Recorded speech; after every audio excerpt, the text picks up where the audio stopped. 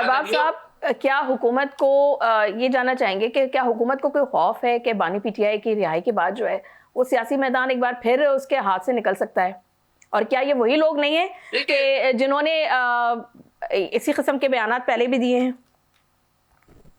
देखिए, हुकूमत को किसी किस्म का खौफ नहीं है और ना हुकूमतों को खौफ होता है।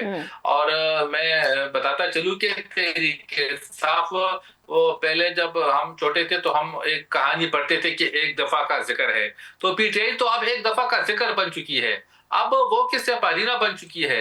अभी आपने देखा कि हरीपुर तो इनका अपना जो इलेक्शन था, यहाँ खैबर पख्तूनख्वा में ज़मीनी इलेक्शन इनका आबाई हल्का था, उसमें इनको किस तरह इबरतनाक शिकस्त हुई। हालांकि यहाँ पर तो इनकी अपनी हुकूमत थी, डीसी इनका था, डीपीओ इनका था, तमाम एसी इनके थे, तमाम स्टाफ तो ठीक है। इनका था। तो वहां पर किस तरह धांधली हुई। इसी तरह पंजाब में भी ज़मीनी इलेक्शन हुए, वहां पर भी आपने इनके हालात देखे कि इनका क्या हाल हुआ। तो ये लोग जो है ना, ये अब इनकी किस्सा खत्म हो चुका है।